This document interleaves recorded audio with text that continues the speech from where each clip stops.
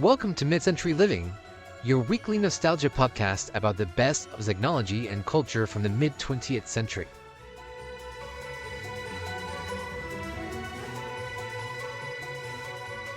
Welcome to episode 42 of Mid-Century Living, the show where we talk all about the best of the mid-20th century and how to add vintage vibes to your modern life. We're your hosts, Gonzalo. And Jackie, thank you for joining us today. So today we're talking about the First Lady of Food, Betty Crocker. But first, Gonzalo, how was your week? So my week's been great. At the time that this episode gets released, I will have already started school, like the school year, I guess. But also, I just paid my last tuition payment for grad school. Which is great. My bank keeps telling me like it breaks my spending down by like categories, and like the biggest category of the past year has been education. So yes, fingers crossed. If I pass this class, I should graduate soon. Congratulations! So, that's awesome. And I will have higher education. You sure will. That's very impressive. I'll be snobby around people. Be like, I'm smarter than you. Yes, you will have earned it for sure. But, yeah, it's been tough. Like, if you are listening out there and you are still of school age, either high school or university, like, and you're thinking about pursuing another step, like if you're in high school, you're like, I don't know if I want to go to college, or if you're in college, you're like, I don't know if I want a master's, do it. Just get it over with. It is so much harder when you are an adult and whenever you've taken studying off for years.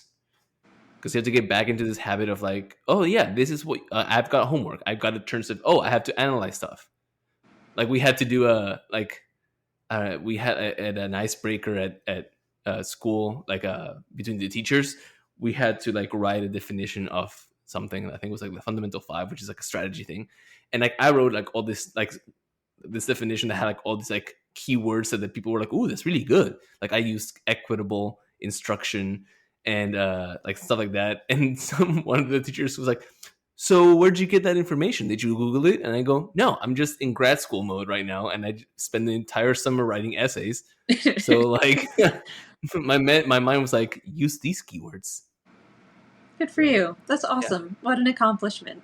That's was my awesome. Week. Congratulations. That's really exciting. I am not making any big landmark changes in my life or choices.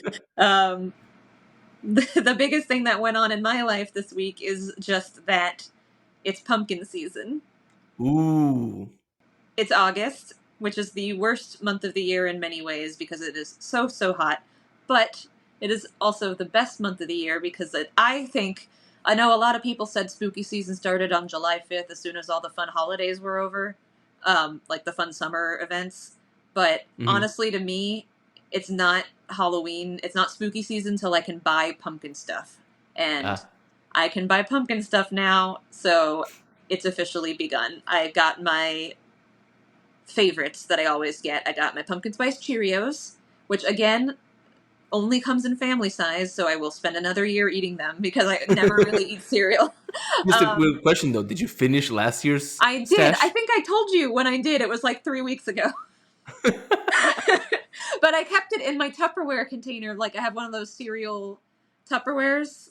And it was totally fresh, just as crunchy 3 weeks ago as it was last year. So, nice. Shout out to our Tupperware episode, which was sometime in season 2.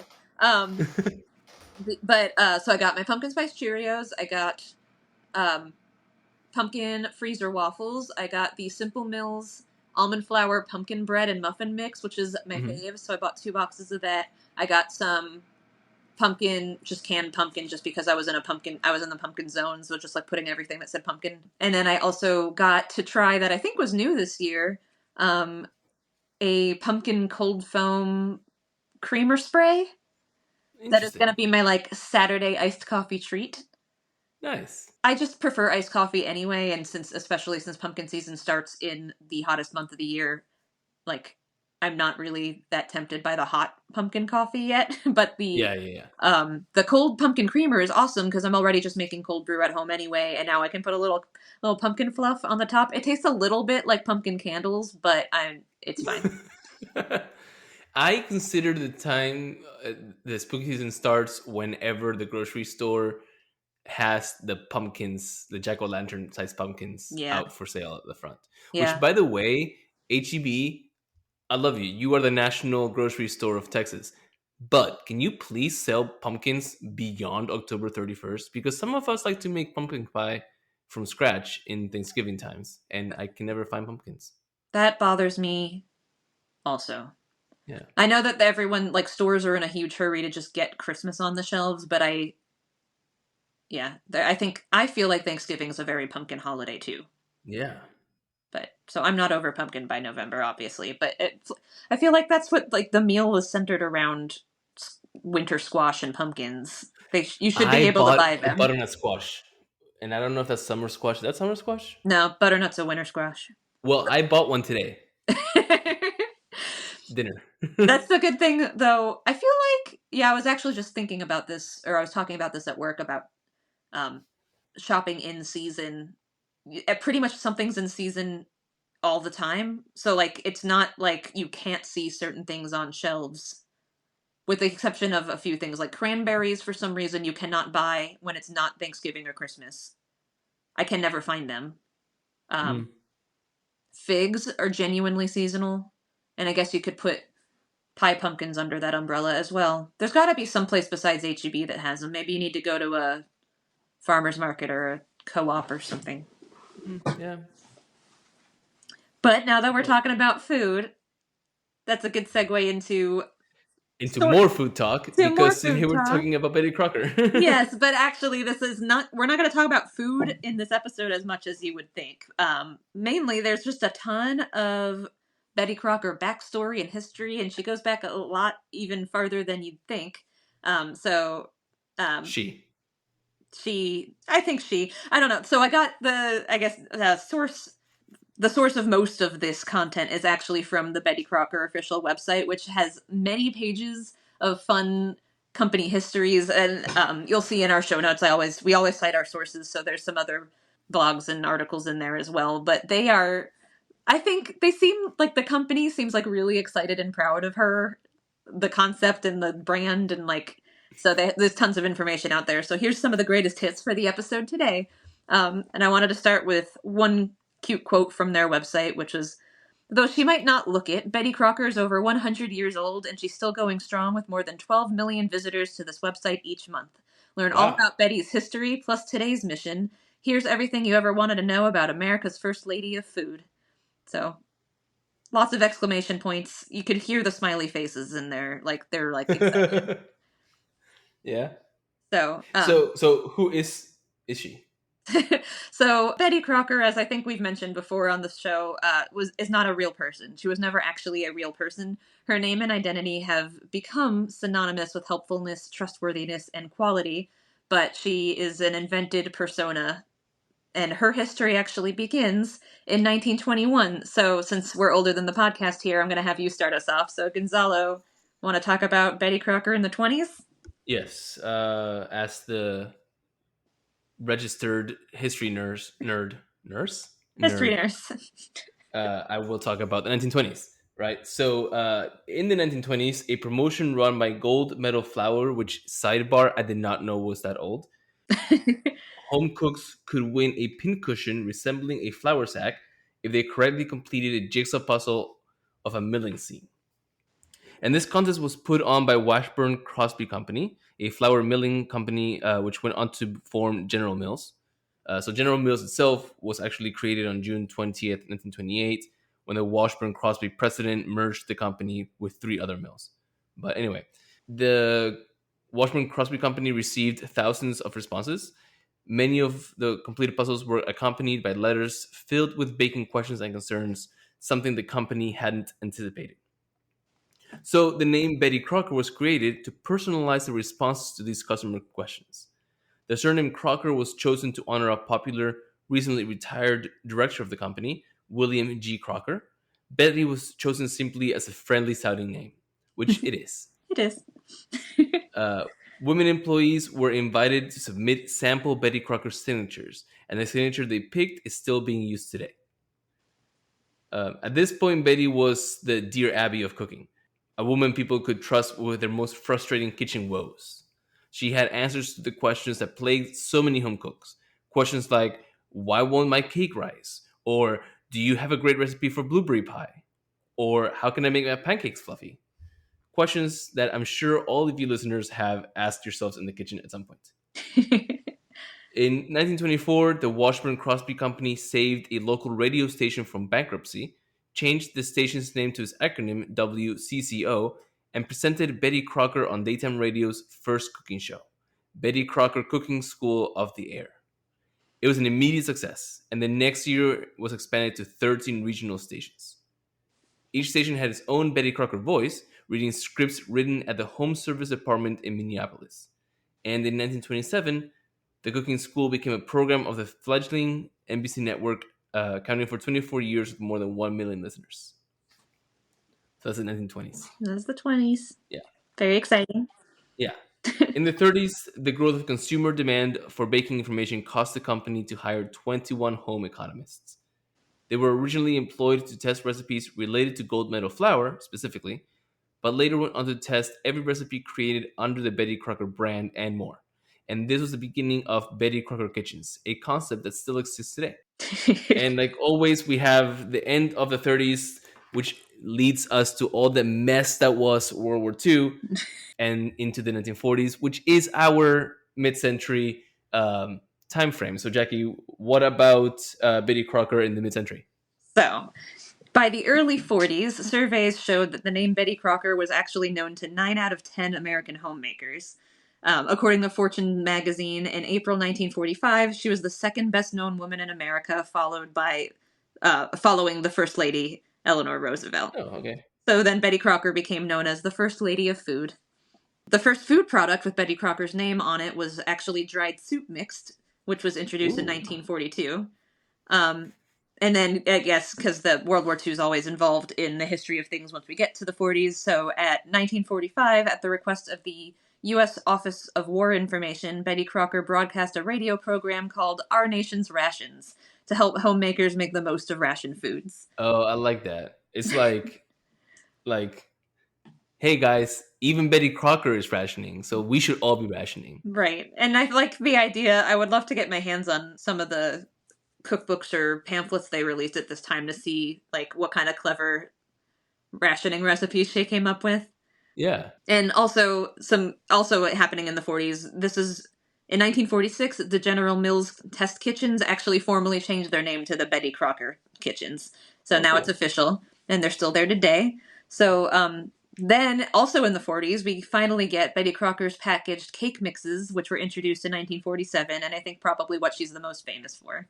That's what I always thought Betty Crocker was. It started with her ginger cake, the precursor to today's Betty Crocker gingerbread cake, and was quickly followed by Devil's Food Cake Mix and Party Cake Mix, which could be made into yellow, white, or spice cake by using water and eggs, just the whites, or adding spices along with the eggs. Ooh, I love Devil's Food. So that kind of brings us a little bit to the marketing of Betty Crocker now that we're in the cake mixes. So Betty's trademark red spoon began appearing on packaging in 1954, and today it appears on more than 200 products. The face of Betty Crocker in print ads and on product labels has been depicted by various artists since the 20s. In 1936, Nasa McMain created the first official portrait of Betty, which was actually a composite painting that blended the facial features of the female staff in the Washington Crosby's Home Service Department, which was especially fitting considering the women of the Washburn Crosby collectively had a hand in Betty's success. Oh, that's cool. And that portrait of Betty would be used for over 20 years. But since 1955, her image has been updated 7 times. Another fun fact is that despite the periodic changes, she never appeared to age much. In fact, the Women's Magazine pointed out that she seemed to just remain an ageless 32. So what if Betty Crocker really was a real person and it's just a vampire? That is a fanfic I would definitely read. Somebody out there make the Betty Crocker is a vampire theory. I love that. So, moving on away from Betty Crocker the vampire. The first Betty Crocker cookbook was actually released in the 1930s, and at this point, General Mills was just starting to release softbound recipe books and cookbooks. The first book was titled Betty Crocker's 101 delicious Bisquick creations and was set to provide the public with easy to follow recipes and helpful advice. In the 1940s, they released the Betty Crocker wartime booklet called Your Share that went along with the radio program about wartime rations that we mentioned earlier. Almost 7 million copies of the wartime booklet were distributed. And I if want you, one. Are you yes, gonna say listeners, that? if you have one, can you like send us some scans? Yeah, seriously, I would love to read it. Yeah. Another 1940s release called Through Highway to Good Nutrition won national recognition by the American Red Cross for outstanding service in the national interest. That the probably most famous Betty Crocker cookbook is the Betty Crocker Picture Cookbook, which was published in 1950. It had an initial print run of 950,000 copies. The first edition sold for $2.95 with a $3.95 deluxe edition available. So, for those wondering, a $2.95 book in 1950 would be $38.46 in today's money. Oh, that's not unreasonable. No. Especially considering that cookbook rocks. I actually have several editions of the 1950 version. I have like my grandmother's old one with duct tape on it, and I have a spiral bound one. Oh, cool. The one that I use every day, well, not every day, but like the one that I use in the kitchen that I'm not worrying about destroying is actually a 1980s version of it. Because I feel less bad about destroying something from the 80s than something from the 50s. Anyway, back to the book. So General Mills said that over $100,000 had been spent developing the book's revolutionary recipes. The 2,161 recipes for the book were developed by a team of 50 chefs at the Betty Crocker test kitchens. And the good thing about it, and probably why it was so popular, is that it assumed very little knowledge on the part of the reader. The book made extensive use of photography and charts to make its techniques accessible to beginning cooks. The book was an immediate bestseller, and contemporary reviews were positive. The Chicago Tribune declared it the best general cookbook ever published, and the New York Times noted that its sales of 18,000 copies a week were several times that of the most recent Ernest Hemingway novel. Ooh. So it was just even good as a book. Yeah. More than 75 million copies of the Betty Crocker Picture Cookbook have been sold since it was first published in 1950. Owing to the dominant color of the book's covers over the years, the Betty Crocker Cookbook is familiarly referred to as Big Red, a term that General Mills has trademarked. They trademarked Big Red? Isn't Big Red also like a cola and like a gum? really gross soda and I think a chewing gum, but maybe no one can call a book that. Interesting. Okay. Good to know. But other than just the Big Red Cookbook, the Betty Crocker Cookbook series includes more than 250 different books. The current range of cookbooks features over 20 different books. I wanted to include a little bit about a common complaint you hear from people about the Betty Crocker cookbooks is that the main purpose of all of the cookbooks is to sell prepackaged Betty Crocker brand ingredients. A lot of the recipes do indeed call for them specifically. Mm-hmm. Like it always says a cup of gold medal flour, use a box of our spice cake mix, and add blah, blah, blah. That's how most of the recipes are phrased.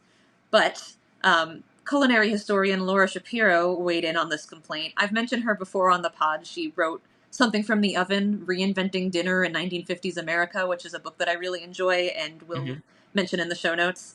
So if you're interested in vintage kitchen history, highly recommend. But she agrees, like I do, that those cookbooks were probably made to help sell their box mixes, but that actually the relative ease of making a partially prepackaged cake recipe from the cookbook empowers women to experiment and view cooking as a creative outlet, which in turn helped housewives of the 1950s begin to see homemaking as a respectable profession. I personally agree that I'm way less intimidated by a recipe that starts with something in a box, especially baking. Because I know that if you're baking from scratch, just the slightest proportions being off can ruin something, or if you didn't check the expiration date on your baking soda, or like something like things can go wrong a lot easier. But if you're starting with a box of cake mix and you know that that's going to work, it takes a lot of the pressure off. So I actually really like her recipes for that. What do you think? I don't get why people would complain. Like, I don't know. It makes 100% logic to me that a cookbook about Betty Crocker or buy the Betty Crocker kitchens uses Betty Crocker ingredients. Like, duh. And I don't see a problem with it being okay. So okay, it says use a cup of metal flour. Okay, I can use the flour that I have in my cupboard. It doesn't have to be that one. But then again, I subscribe to never completely following a recipe. Yeah. Like if I accidentally don't have what I need, or like I need to change something, like I'm like, it'll be fine enough. So no. fun, So easy. that complaint, I think, is people who have never actually read a Betty Crocker cookbook seriously, like all the way through, because it's the thing is that sure they mention Betty Crocker ingredients in it, but it's never just straight out of the box onto a plate. Yeah. It's always added some, like she'll use Bisquick as a pie crust, and then you have to make the filling from scratch. Like it's always, it's like one ready-made thing of 7 different components for a recipe. So yeah, it's an ingredient. yeah. It's like saying I'm going to use flour, but instead of flour, I'm using Bisquick. Yeah. Like it's part of the recipe. Like I don't understand when people. I don't know. I don't get why people made a huge fuss of this. Yeah, Like, though I it's just suppose an ingredient. maybe it might be actually the reason why the thing is like 1950s America cooking. People always assume it's like open a can, dump it in here, add a packet of Jello, and call it a salad. Like, and so I think maybe a lot of that criticism is just us rebelling as a society against packaged foods in general.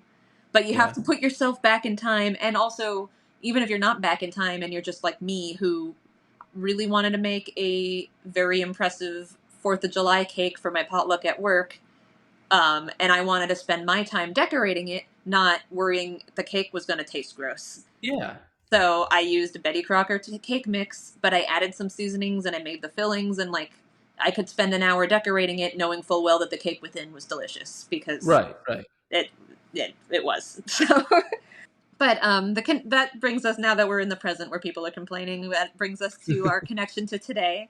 So as I mentioned earlier, there are currently 20 Betty Crocker books that you can go out and buy today, including the current edition of the Big Red Betty Crocker Cookbook, which is currently the 13th edition. Some other modern titles include Betty Crocker Best 100, which came out in 2020, which is favorite recipes from America's most trusted cook. There's Betty Crocker Cookies from 2019, which I think might be the modern equivalent of the quite famous Betty Crocker Cookie Book, which is also from the 50s, one of her earlier cookbooks that a lot of people really love. And there's another one that sounds cute that's called Learn with Betty from 2018, which is essential recipes and techniques to become a confident cook. Oh, that's good. I also found in their current catalog some health-conscious options, possibly. So there's Betty Crocker Right Size Recipes, which is mostly about making food for 1 or 2 people so you don't make too much food, which could be health or budget conscious. And then there was also a Betty Crocker Simply Delicious Diabetes Cookbook. So those are around, which is nice. There's also a book out called Betty Crocker Lost Recipes from 2017. The subheading is Beloved Vintage Recipes for Today's Kitchen, which I'm really curious about, because I wonder if they're actual vintage recipes that just still hold up, or if it's like modern retellings of the vintage ones. But honestly, I kind of just would prefer to own the vintage books.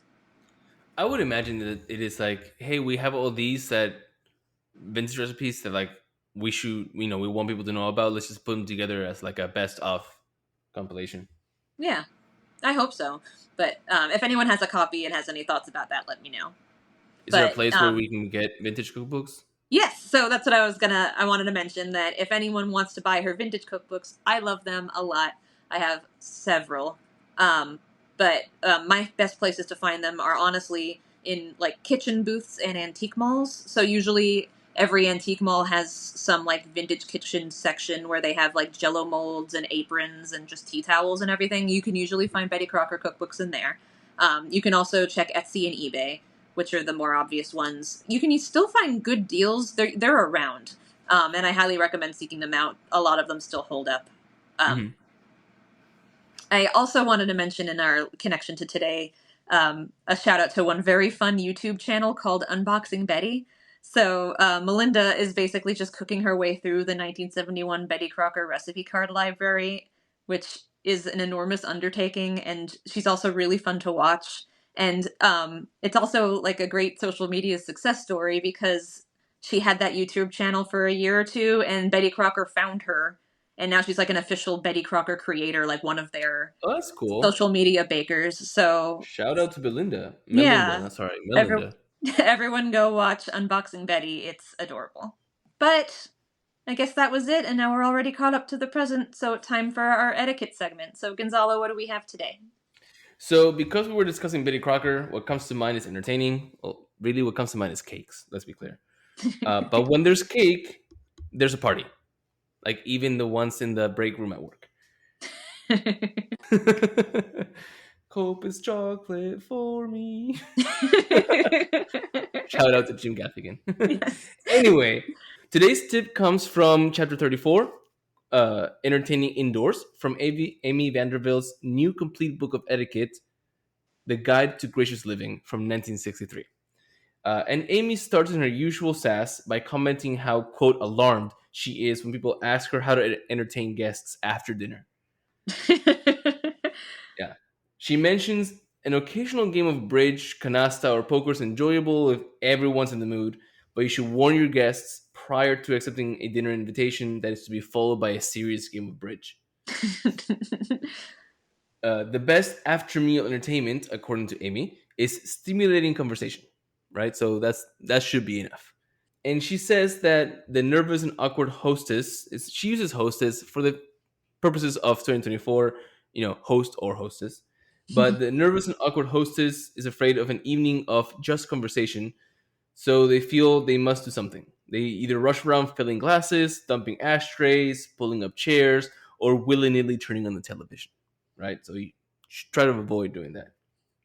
So some tips for the good hostess, per Amy, is that the good hostess is careful to invite people who have some common thread of interest.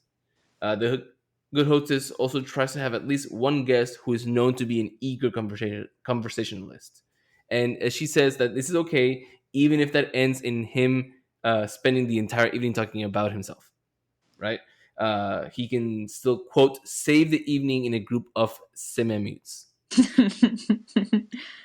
The good hostess knows how to get conversation going and how, when other grows restless, turn the conversation so everyone has a chance to, quote, put in their oar.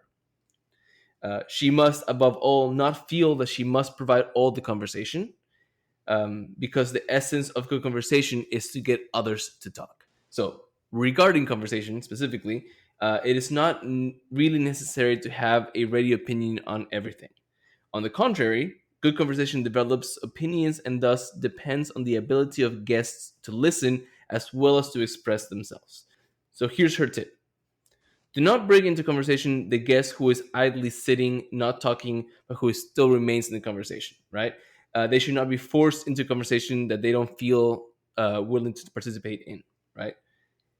Often they enjoy themselves just sitting and listening, or may suddenly come alert and make an interesting contribution. So basically, if there's an introvert in the room, let them be introvert. A good hostess should never try too hard to get her party going. She should relax and let her guests become acquainted, and general conversation will develop. So here's what Amy has to say about icebreakers. And I had to bring the icebreakers in because as we're recording, we're in the throes of starting the school year, and we've been doing icebreakers with our teachers, and my students will shortly be doing icebreakers the first weeks of school as well. Yeah. So, per Amy, occasionally even the most astute hostess will find gathered under her roof a group of people that is difficult to entertain. And in these instances, sometimes games can be appropriate. And she says that even a spelling bee can be fun in a large crowd of young and old, and that a book of games might be an excellent addition to anyone's library. You have a face. I have a face. Oh God, can you imagine? I don't know. Maybe a book of games, sure. A spelling bee with a crowd of adults. All right. But I'm going to wait and hold my judgment till the end of the etiquette segment. I now want to have people over for dinner, and then when we're done, clearing the table, oh, that was a good meal, thanks for the dessert. Guys, It's time for the spelling bee. Well, I got an early morning tomorrow, so Amy suggested 2 games in this section, one called The Game and one called Ghost, but does not explain them. It's almost as if we should know by heart what those games are. And I researched and I could not find instructions for The Game, because when you research Icebreaker and The Game, you just get Icebreaker games. yeah, that would be hard to Google. Yes, I found some instructions on how to play Ghost, which sound very confusing. But basically, this is a game where players try to add a letter to a growing word fragment without actually spelling a word. If you accidentally spell a word, then you lose a round. Huh. And if you add letters to that word fragment, but a word can no longer be created, then you lose the round, which makes no sense to me, because you make a word, you lose. You don't make a word, you lose. But here's the short and sweet. Choose any player to start the game. He or she may say any letter of the alphabet. Each player then takes a turn to add a single letter to this fragment.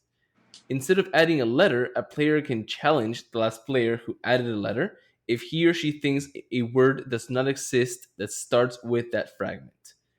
If a challenge occurs, the last player must try to say a word that begins with that fragment. If the player who has challenged is able to spell a word, the challenger loses a point. If the player who has challenged cannot spell a word, the challenger earns a point. And if a player accidentally spells a word, he or she also loses a point, and the round ends. And that is how you play Ghost. So Jackie, what do you think? The idea is you're trying to make a long word. Mm-hmm. So, but not be the one to say the word. But not be the last person to put that letter on. So you're trying to make it... You're trying to add letters on so that it could conceivably be going on to a long word, because you don't want to be the person to put that last letter on. Correct.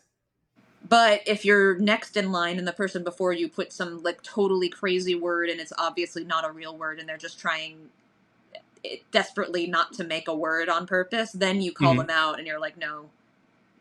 Yes, you call them out. You're like, what word can you make with gleba? That kind of sounds fun, but also hard. It sounds exhausting. It sounds like a game that English teachers would play. No hate to the English teachers out there, by the way. But so, what do you think of these tips on how to host conversation? I actually really like this. I'm personally not afraid of an evening of just conversation, but I can see how that could make some people nervous. If you're the kind of person who's nervous by that, I like the idea of having some games, maybe not Ghost, but some games at the ready. Okay, so Betty, I feel for that, because if I'm hosting, like, I'm like, ooh, what if they're not having fun if they're just talking? But Betty Crocker, but Amy Vanderbilt had, she's like, don't be the one who's like overly prepared. And she tells a story about a hostess who was so afraid of this happening that she had a little book with like topic ideas. And when the conversation got like lulled, she would pull the book and be like nervously flitting through it, be like, oh, this is a good topic. And then that just made that hostess look even more inept. Right. Yeah, that's embarrassing. So, yes. Yeah, I like the idea of having something in your back pocket just in case, but I like her idea of just making people feel relaxed and people are just gonna develop conversation by being in a good mood and a good situation. Yeah. I don't know how I feel about her, but I suppose if you're really nervous and you're not a good talker, clearly I don't have that problem. But if you're not someone who talks a lot, inviting someone to your party who you know talks a lot. That would be me. I am the talker of the group. Ask anyone I know. I am the talker. But anyway, so yeah, I like this. Approved. Yeah, me too. Amy does it again. She's got great advice. Amy does it again. Big step of approval from us. And also, I guess I'll be playing the Ghost game with my students. Yeah, that would be interesting to try. Yeah. Anyway, guys, it looks like we have landed the plane. So thank you all for listening today. If you enjoyed today's episode, please subscribe to the show and tell a friend. You can also follow us on Instagram at MCL Podcast. This is the best place to send us feedback and episode suggestions, so send us a DM anytime. You can also find us on YouTube at MCL Podcast, same handle. Before we go, you can also contact us through our new fan mail feature. There's now a send us a text message option on each of our episodes, and you can use it to send us notes. And if you do, we'll read it on the pod. Yes, send us some fan mail. Send us some love. Or hate, I don't know. Whatever you want. Send us something. So yeah, thanks guys for listening, and we'll talk to you again next week. Bye! Thank you for listening to Mid-Century Living. Please subscribe, tell your friends, and leave a review. We are available on Apple Podcasts, Spotify, or wherever you listen to podcasts. You can also follow us on Instagram at MCL Podcast. See you next Friday.